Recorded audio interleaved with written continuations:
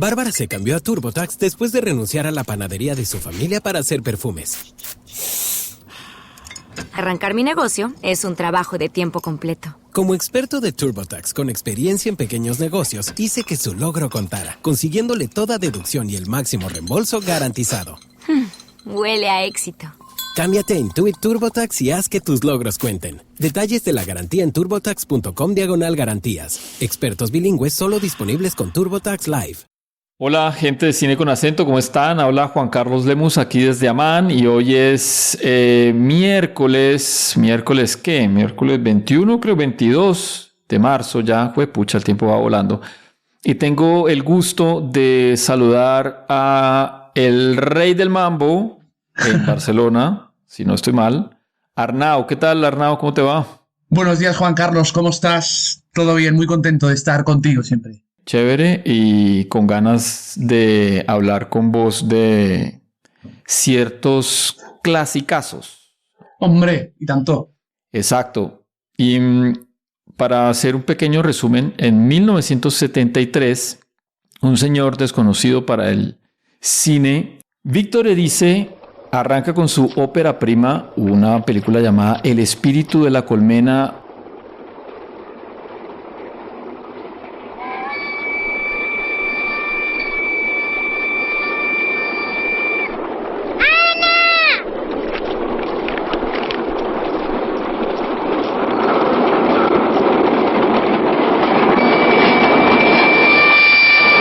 Una obra que encuentro yo dentro de las mejores del cine español y dentro de las mejores de lo que se ha hecho en el cine universal. Una película muy simple que habla de varias cositas, pero que principalmente uno podría decir que sería lo que hoy los gringos llaman un coming of age. Unas niñas, de las cuales una es mayorcita que la otra, Ana e Isabel, que empiezan a hacerse un poco grandes. Una película donde también vemos la contraposición entre la infancia, o como los niños ven el mundo, contra la adultez. También podríamos mencionar quizá esta independencia contra una sociedad. O no diría que en contra, pero sí estas disposiciones, ¿no? Como que así, como que a eso jugamos. Y entre lo real y entre lo imaginario. Creo que por ahí, por esos caminos, se mueve esta película. Antes de empezar, Arnau, quisiera que la gente recuerde que estamos en diferentes canales de audio, en iVoox, Spotify, Apple Podcast y Google Podcast, y que nos pueden encontrar también en conacentopodcast.com. Estamos en Twitter y en Instagram como Con Acento Podcast. Por ahí se pueden comunicar con nosotros, seguirnos, comentarnos, compartirnos, por favor, es importante. Arnau, tus impresiones, tus opiniones.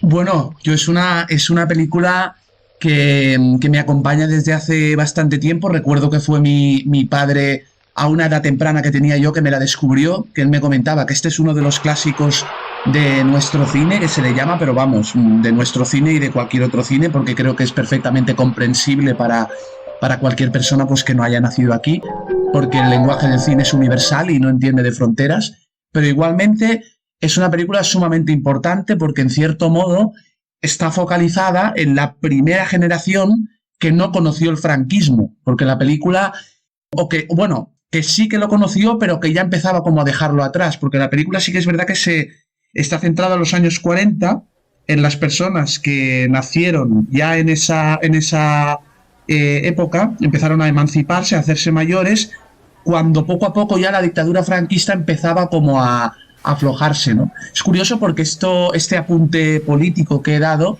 no se explicita en la película, todo es insinuado, ¿no? Es una película de una poética muy, muy particular y muy personal, ¿no? Pero sin duda está adornada de este cariz político, ¿no? Y de esta evolución histórica que ha seguido España, ¿no? Y sobre todo esta forma de apelar a las personas que nacieron en esa época, que no lo tuvieron precisamente fácil, ¿no? Pero que fueron contemporáneas a una dictadura que ya se veía que no tenía sentido alguno que perdurase, ¿no? Pero ya no fue obviamente hasta el año 75, con la muerte del dictador Francisco Franco, que no terminaría ese infierno, ¿no? Pero bueno, es una película que es precisamente todo lo contrario, una inyección de belleza en medio del horror, ¿no? De acuerdo, es una película que, como tú mencionas, acaba de cumplir 50 años porque Sí. la estrenaron en el 73, si mal no recuerdo, en San Sebastián, aunque luego en el 74 pasó por Cannes, y desde el principio fue muy, muy valorada. Un guión original también de Víctor Erice, Sí. y que aunque no se nota porque estamos en el campo, en la campiña española, sí está esta contraposición de este señor Fernando, que es el papá de las niñas, Sí. que uno lo siente, no sé si decirlo franquista, pero por lo menos acomodado a ese lado de cómo se ve la vida. Un señor, también hay que decirlo, que ya es mayor, se podría entender como conservador, por la manera en la que hace las cosas, por la manera en la que quiere las cosas, por cómo se comporta también con su mujer. Una mujer que, un matrimonio acabado ya, ¿no? Tal vez ya ni las cenizas quedan, parece. Lo vemos a él vagabundear por la casa llamándola, ella nunca aparece, cuando aparece, aparece sola o dejando Sí. ciertas cartas por allí a no sabemos quién, aunque luego pareciese entenderse porque le llega una correspondencia de la Cruz Roja que podría ser algún amante o no sé. Y está esta situación que, digamos, como el detonante de la película, y es que las niñas van a ver una película de Frankenstein y la mayorcita, porque la pequeña queda preocupada por la muerte de la niña y porque el monstruo la mató, la mayorcita le dice: tranquila, no se murió nadie, todo es una mentira, es cine. A lo que podríamos decir como lo que estamos viendo de sus padres. Quizá la niña todavía, la más pequeña, Ana, vive en ese mundo de absoluta inocencia donde lo que no existe es real para ella. Pero Isabel ya es un poquito mayor y entonces ella sí empieza a ver las cosas desde otra parte, se empieza a despegar de esa niñez, de esa inocencia y de ese purismo de la inocencia, ¿no? Y está los adultos con sus juegos, con sus trampas, con sus mentiras, con sus cuestiones. Es curioso esto que comentabas de la figura de los padres. En los dos largometrajes de ficción que ha hecho Víctor Erice, que El espíritu de la colmena del 73 y El Sur del 83, las figuras de los Otra obra padres... maestra, ¿no? Otra maravilla.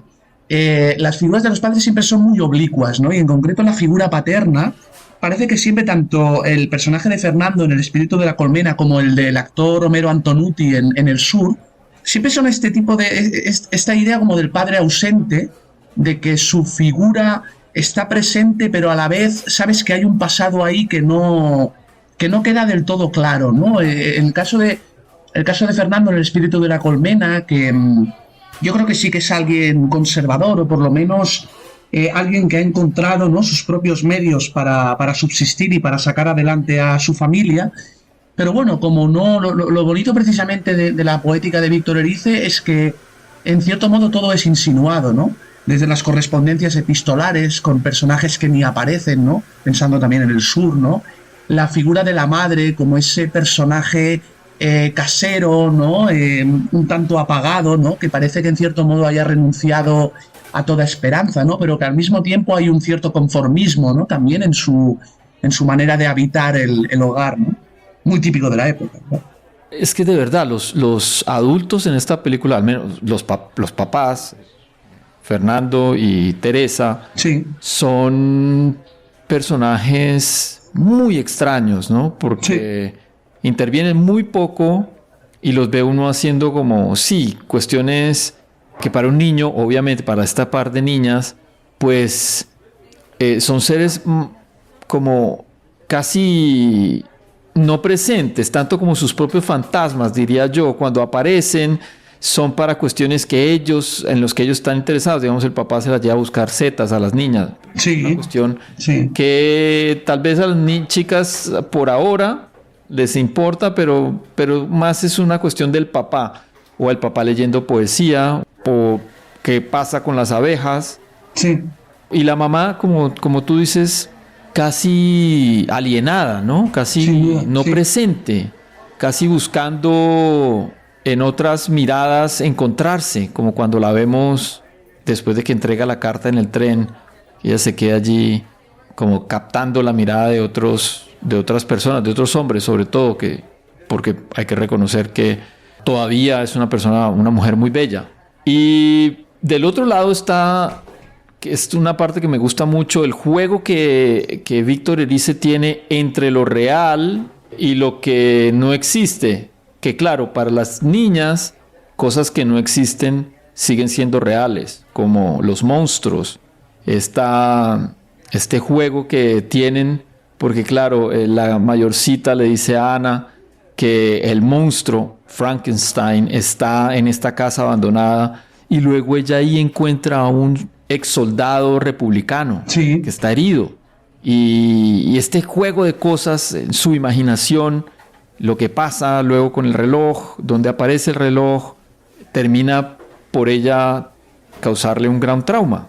Eso es muy bonito porque esa idea de que a veces esto lo tiene Víctor Erice y lo tienen muchas películas y no necesariamente.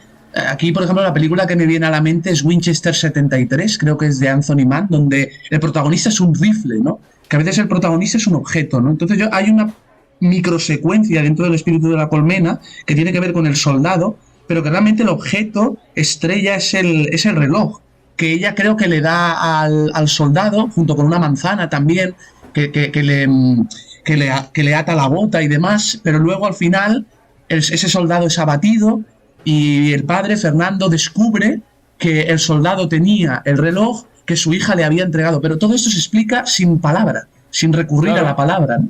Y la mirada infantil, desde luego, la mirada inocente, esa mirada de esta frase que le dice la hermana mayor, ¿no? De que el cine todo es mentira, de que el cine, en cierto modo, engaña sin mentir, ¿no? Pero claro, para una niña de esa edad, para la increíble actriz Ana Torrent, claro, los sueños, lo fantasmagórico se confunde, ¿no? Con lo de verdad existente, ¿no?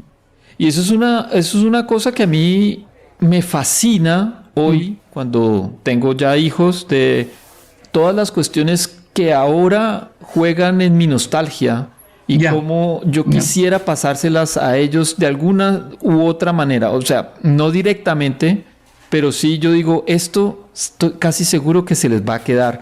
Como lo que tú mencionabas, fue tu papá el que te llevó a ver esta película. Sí. Fue mi papá, por ejemplo, el que me enseñó a montar en bicicleta. Y hay una cuestión con la nostalgia, es que afortunadamente la memoria parece que tiene un truco con nosotros que nos evita el dolor y lo malo, ¿no? Entonces, claro, yo no me acuerdo de lo aburrido que era levantarme tempranísimo en la mañana en Colombia para ir a montar en bicicleta. Yo me acuerdo del placer de estar ya montando en bicicleta con mi papá y con su grupo de amigos y sentirme como grande porque estaba con ellos, ¿no? Sí. No, qué pesado, lo cansado que quedaba después o como fuese, sino la alegría de estar allí y que ahora disfruto tanto. Yo pienso, por ejemplo, mucho en mi infancia, ahora que ya sobrepaso la veintena y parece que el paso del tiempo ya empiece como a ver cómo se acelera, ¿no? Aquello que dicen de que cuando uno es pequeño el tiempo pasa de forma mucho más lenta y prolongada, pero ya cuando vas sumando años parece que corra más, ¿no? Y yo pienso en pequeñas cosas como pequeños flashes que me van llegando de cuando yo era pequeño, ¿no? Y hay cosas que yo hacía, pues pequeños detalles que ahora pues tampoco viene a cuento recordar, pero que yo no entendía, que eran totalmente irracionales, ¿no? Y eso la película lo capta maravillosamente bien. Estoy pensando, por ejemplo, cuando la hermana mayor simula que está muerta, o que se cae de una silla y chilla, y luego la pequeña Ana va a verla y no intenta como reanimarla, pero ella se hace la muerta, ¿no? O cuando intenta incluso estrangular a un gato, ¿de acuerdo? Al gato de la casa, la hermana mayor, ¿no? Sí. Esta cosa que no tiene una explicación racional, ¿no? Que es como que parece que prueben sus impulsos, es curioso. Sí, pero yo me acuerdo, yo me imagino tú tendrás también las tuyas, de estas cuestiones, claro, cuando uno vence ciertos miedos. Por ejemplo, la Ana, la niña más pequeñita, ir a la casa donde supuestamente el monstruo está. Sí. Entonces ese asunto de ponerse uno a prueba. Yo me acuerdo, mi casa era de 2 pisos, y cuando se apagaban las luces y tal, bajar a la cocina, que estaba en el primer piso, era para mí un reto absoluto. Un reto que empezó a cambiar porque luego era como, quedémonos, no sé, 10 segundos, ¿no? En la oscuridad, y Sí. a ver qué pasa, y luego salir corriendo hacia el segundo piso. Cosas así, me imagino que también tendrás. Pero ese juego que muestra la película de entre lo que para un adulto es real y lo que para un niño es real, aunque no exista, es fascinante, ¿no? Sin duda, sin duda. Yo sí, ahora con esto de la oscuridad, por ejemplo, claro, es una de las escenas, yo creo, capitales de la película es cuando las dos niñas están en la cama susurrando, ¿no? Y la mayor ya le comenta que sí sabe lo que es un fantasma, un espíritu, y luego parece que Ana se quede con esa idea y luego se lo pregunta a su madre. O sea, ejerce su propio recorrido, ¿no? Que la va definiendo como personaje, ¿no? Cuando va afuera también al patio de noche a ver si ve al espíritu, o el final de la película, que es absolutamente extraordinario, cuando deja ese ventanal abierto con ese color dorado que parece que la propia casa sea una colmena en sí misma, ¿no? Y ella mira afuera a ver si ve a ese espíritu, si lo ve materializado, ¿no? Y lo ve, o Sí. al menos esa es la impresión que uno tiene como espectador. Esa es la impresión, Ella es- sí. Sí, ella está ahí y repito, como en la imaginación de ella, es como lo que pasa cuando uno no les ha roto la idea a los niños o se las han roto otros de Santa Claus, de Papá Noel, ¿no? O de los Reyes Magos. Sí, Para ellos es verdad. Totalmente. Existe, ¿no? Es una cosa real que no exista. Y Claro. ellos lo tienen muy presente y muy grabado y es hermosísimo cómo esos mecanismos operan en los niños y también cómo, y ahí es donde me gusta el nombre, por ejemplo, el espíritu de la colmena, también este pacto que hay de que a los niños eso se les protege, esa inocencia. Sí. No se les llega sencillamente un bruto a rompérselas y diciendo, eso es mentira, sino que hay un pacto tácito entre todos de la comunidad diciendo, Sí. bueno, no, eso va, hay tiempo para ir contando cosas hasta que ya por fin la inocencia se rompe. Y estas cuestiones me gustan también en la película, este enfrentamiento entre lo colectivo y lo individual, entre o como se pudiera ver la niña en su propia individualidad y cómo ve el mundo contra lo que el mundo le está enseñando de cómo debe ser y comportarse y estar. Es otra cuestión que, como tú dices, no se dice, no se menciona, es muy sutil, porque la película si tiene una característica, o su característica más grande es esa sutilidad, ese no forzar al espectador a que vea, pero que las cosas están, ¿no? Sin duda, es un canto a la imaginación. Es un canto, pues eso, a la libertad imaginativa, ¿no? Que tienen los niños, ¿no? Y yo, claro, te quería preguntar, por ejemplo, ¿cómo ves la escena de Frankenstein, ¿no? Cuando aparece al final, porque además de ser un gesto metacinematográfico, que rima obviamente con la proyección de la película que llega al pueblo como detonante que tú remarcabas, claro, cuando Ana de verdad ve a Frankenstein, ¿cómo interpretas tú esa escena? Para mí es estas cuestiones que les empieza a pasar a los niños cuando empiezan a descubrir el mundo adulto y la mentira que hay en el mundo adulto, ¿no? Sí. El fracaso del adulto, cuando empiezas a reconocer que tu papá, pues, no es el superhéroe que tú crees, sino que es un hombre más.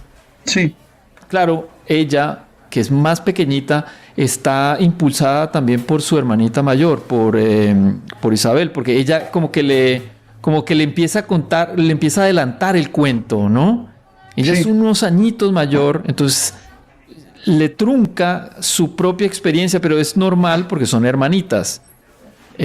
Entonces ella se está anticipando aún más a lo que Isabel ve, que le transmite el tedio de ser viejo, el aburrimiento, la sinsazón, como el no tener mucho norte, mientras que para los niños todo es juego, todo es diversión, es lindo, es poético. La vida de los adultos parece que no, y eso ahí es donde yo veo como ese monstruo, además porque el juego de cámaras me parece que es como así, es como este monstruo que empieza a dominar a la niña y que luego, como en la película, la termina matando. Sí. Aunque el monstruo tenía otra intención, pero tal vez es eso lo que Erice nos quiere contar, no sé cómo tú lo ves. Es una escena que siempre me gusta leer desde la alegoría.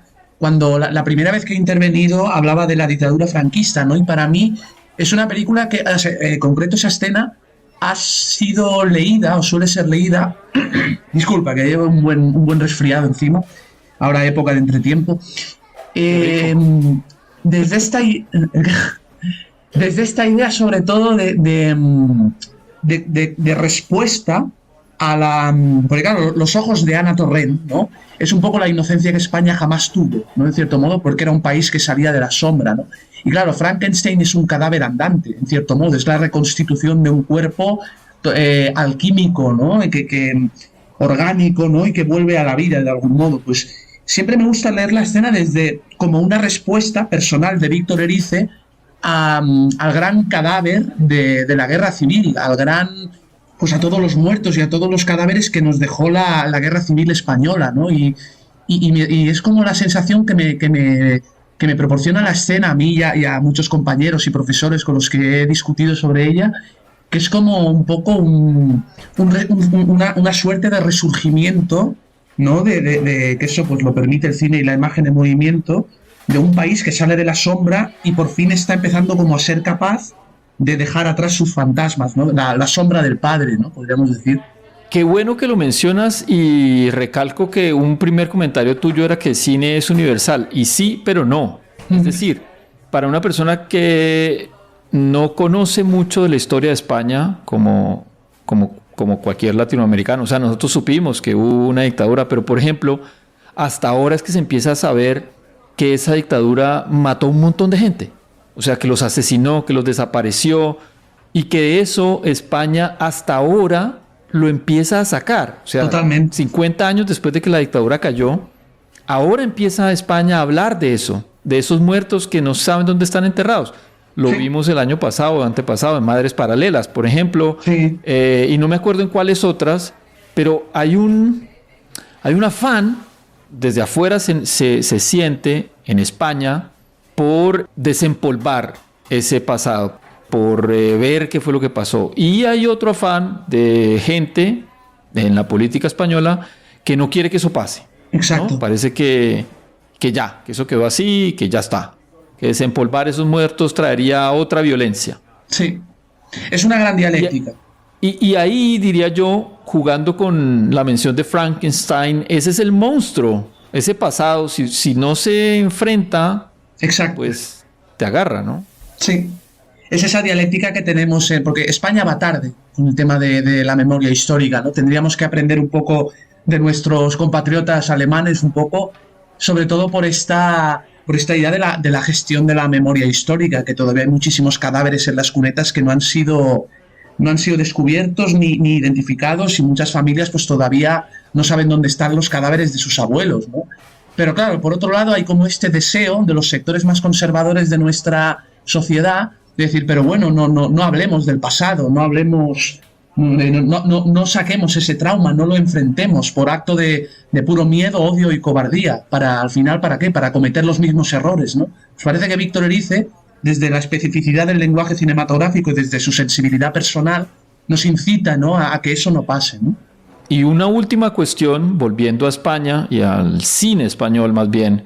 ¿Qué tiene España qué crees tú, para contar estas historias de niños tan cercanas, tan dulces también, ¿no? Pues digamos, está esta, precisamente, El espíritu de la colmena, pero podría mencionar unas muy recientes, como Alcarrás, o como otra que tiene nombre de abejas, de avispas, que se estrenó este año en la Berlinale. 20.000 especies de abejas. Sí, señor, exactamente, 20.000 especies de abejas.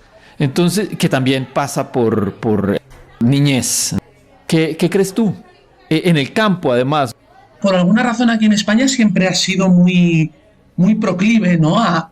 Por ejemplo, se me ocurre, ¿no? Una cierta contraposición entre un cine quizá más institucional o más centrado en la urbe, en la ciudad, ¿no? Pienso en las películas de José Luis García, en El Crack, por ejemplo, que es un policíaco noir filmado en Madrid, pero luego hay como esa otra España, quizá más inocente, quizá más rural, ¿no? Que que todavía me da la sensación que falta por descubrir, ¿no? Que falta por... Y es un proceso pues lento, ¿no? Y ahora pues el éxito reciente de Alcarràs, o incluso me atrevería a decir Pacifiction de Albert Serra, que es una película obviamente totalmente fuera de nuestras fronteras, pero yo creo que Serra en cierto modo está reclamando una cierta dimensión poética y misteriosa que el cine rural español está como empezando a sonsacar, ¿no? Pienso en otra película de una directora debutante que se llama Ainhoa Rodríguez, con su película Destello Bravío, que se estrenó hace un par de años, que también, ¿no? Es como esa necesidad siempre de volver a lo rural, ¿no? Quizá por una necesidad de que el cine habite los espacios que están dejando de ser habitados debido a las grandes centralizaciones en las ciudades y demás, ¿no? Es como el cine va tarde, ¿no? El cine va siempre a donde falta el candor humano, ¿no? Y que en este caso es donde ahora, pues en los pueblos que cada vez están más desalojados, ¿no? ¿Por qué? Pues porque las oportunidades laborales están en las ciudades, ¿no? Para lo bueno y para lo malo, ¿no? No sé si yo lograría de alguna manera comparar a Pacifiction con alguna de estas, quizá en lo rural. En lo misterioso, lo indescriptible, lo que de alguna manera... ¿Sabes? Hay una cuestión de Pacifiction que es un misterio más policial, digamos, o Sí. ¿cómo decirlo? Como noir, ¿no?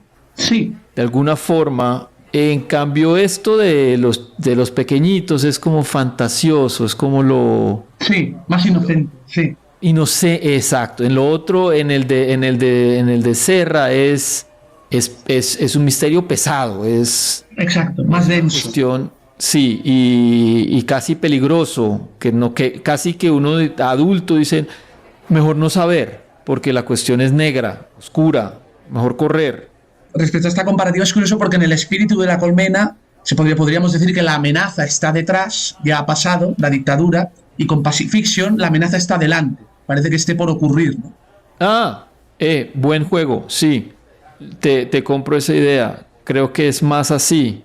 Si uno lo ve desde el tinte político de lo que puede pasar en España en el 73 o lo que estuvo pasando, claro, me imagino que algunas personas estaban enteradas de que ya quizá se veía alguna salida a esta situación.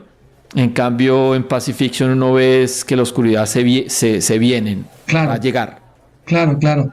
¿Algo Curioso. más que quieras agregar sobre el espíritu de la colmena? Un último comentario a nivel de recordatorio para los oyentes, que es que este año no sé hasta qué punto la noticia se habrá difundido más allá de nuestras fronteras, pero Víctor Erice, el director del Espíritu de la Colmena, vuelve a la carga con una nueva película que lleva por título Cerrar los ojos y que a priori se espera que vea su premier en el Festival de Cannes, pero solo son rumores, y que cuenta en el reparto con Ana Torrent, precisamente, la niña del Espíritu de la Colmena. ¡Wow! Tremenda noticia. Cerrar los ojos. Se haga realidad. Sí. Bueno, sí, porque además Víctor Erice no tiene una filmografía muy grande, ¿no? No, tiene 4 largometrajes y contribuciones al arte contemporáneo, al cortometraje, tiene correspondencias, pero será esta su cuarta película, sí, con 82 años. Bueno, pues esperemos que la magia siga intacta. Exacto. Y para los que llegaron hasta acá, pues muchas gracias por escuchar Cine con Acento. Estamos en diferentes plataformas de audio, iVoox, Spotify, Apple Podcast, Google Podcast. Estamos nos pueden encontrar como con acentopodcast.com. Ahí están nuestros episodios y diferentes links para que lleguen a donde nos puedan escuchar. Y en Twitter y en Instagram nos pueden también seguir. Estamos como con Acento Podcast. Arnau, muchísimas gracias por tus comentarios, por tus palabras, por enseñarnos un poquito también de cómo desde España esta película se ve y se reconoce. Muchas gracias a ti, Juan Carlos. Mucho gusto por estar siempre. Vale, chao. Chao.